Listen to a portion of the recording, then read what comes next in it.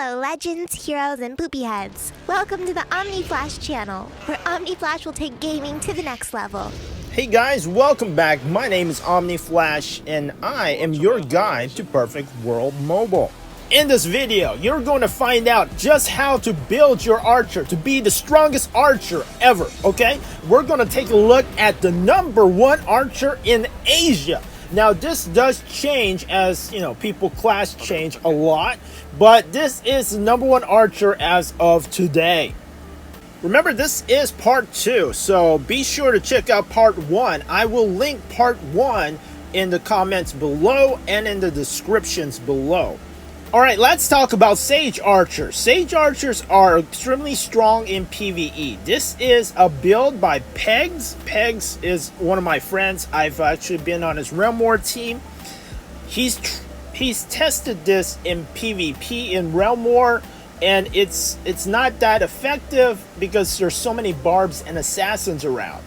And he usually goes Demon, simply because he does less damage if they are within 4 meters. He does a lot less damage. So this Sage is great in things such as Supreme League. Supreme League, Guild League, no matter how big you are.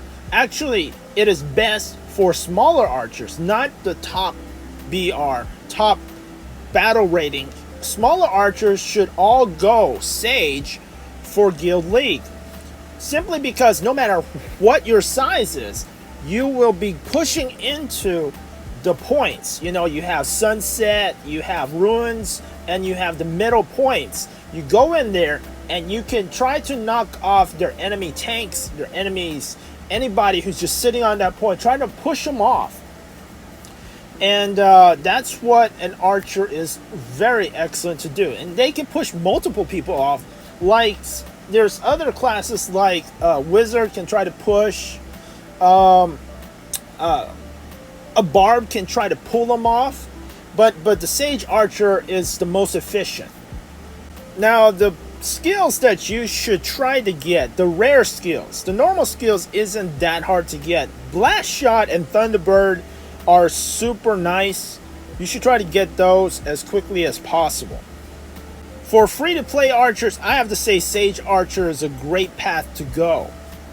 Sage Archers have the longest range. That means they can stay safe and still deal incredible amount of damage. They're like the snipers of Perfect World.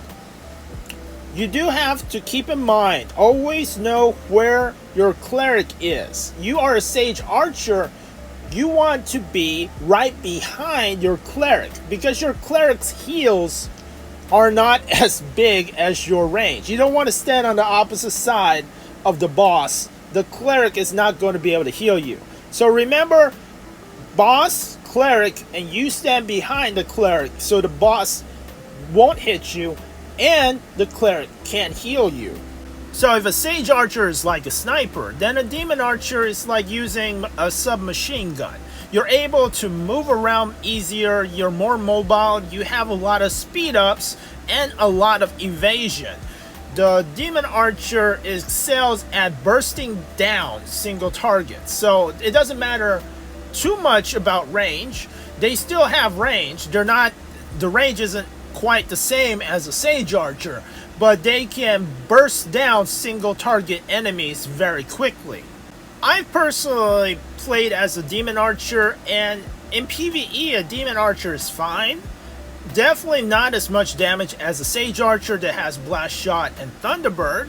However, a Demon Archer is great for larger archers. If you have more battle rating, if you're one of the biggest battle rating players, then it is your job to go out and protect your team, right?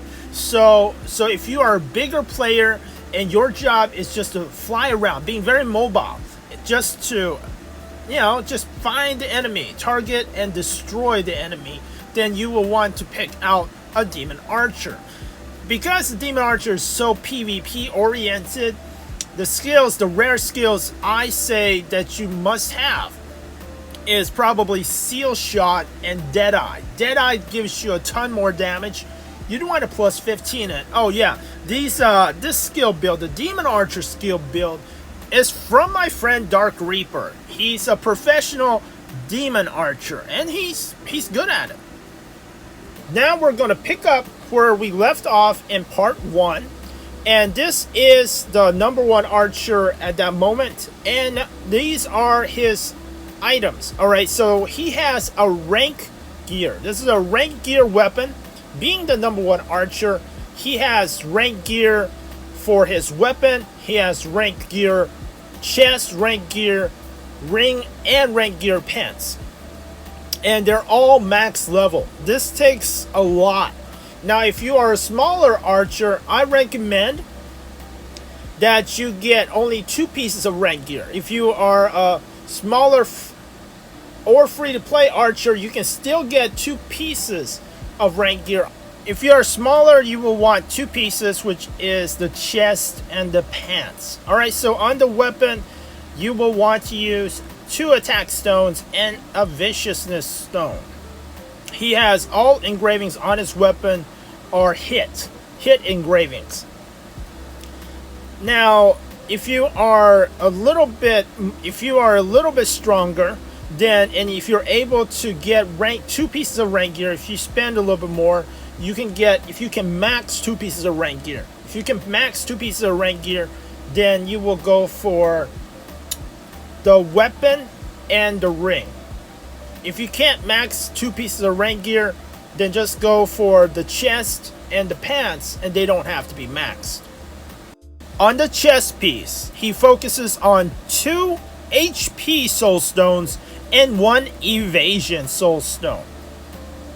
He also has all engrave enchants that are damage reduction versus untamed, human, and elves. He focuses on untamed and humans. The top archer in Asia has a lot of physical crit resist and magical crit resist. Okay, so that's why he's able to instead get damage reduced versus races. Alright, so instead, if you are a smaller archer, instead you should focus on physical crit resist if you're having trouble from other archers and assassins. Focus on magical crit resist if the enemies you fight are mostly Vulpines or wizards. Let's take a look at his arms. They are legendary gear. His arms has all engrave enchants that are hit.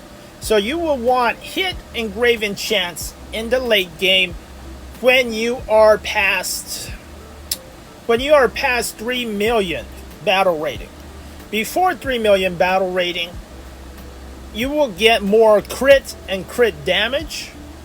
But after you get past 3 million battle rating, you're going to start hitting the ceiling for crit damage bonus.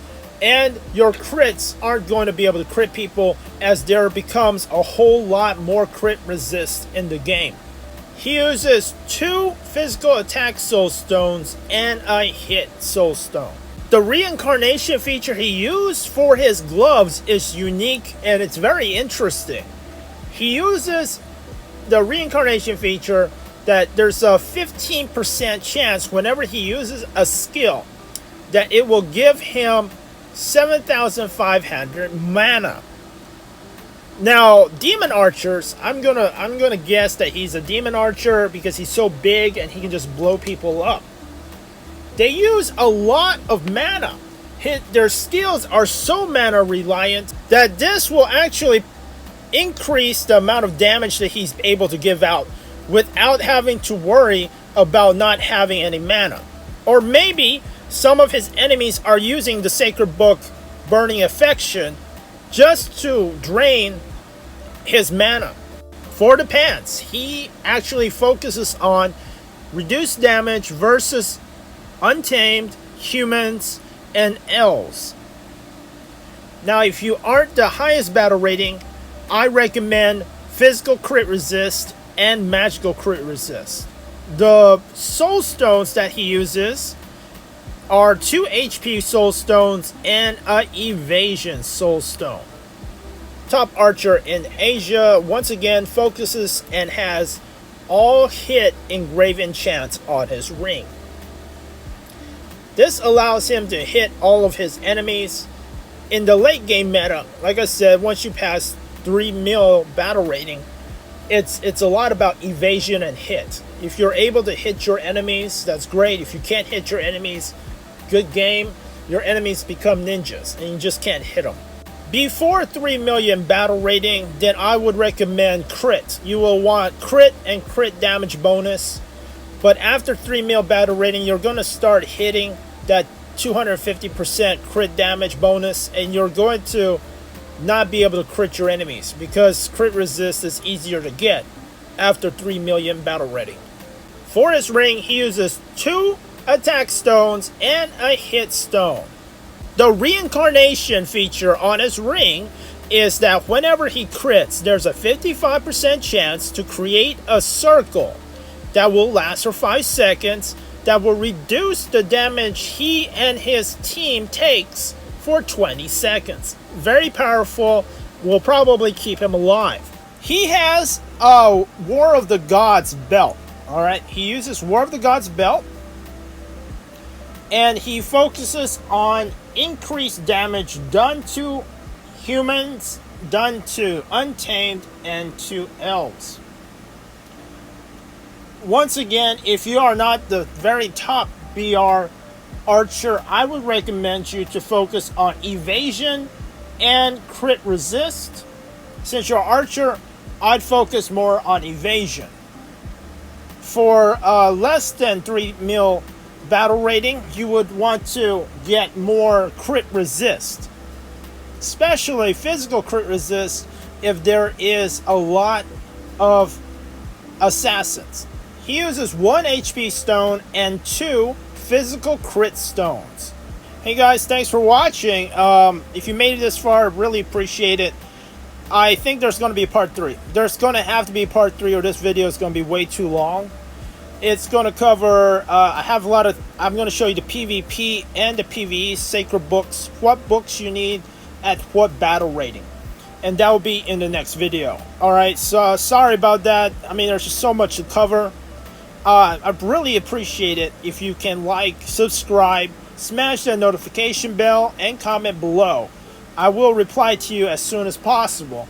And you will be entered to win a $25 iTunes or Google Play gift card very soon on June 30th, 2021. Thanks for watching, guys, and I'll see you in the next video.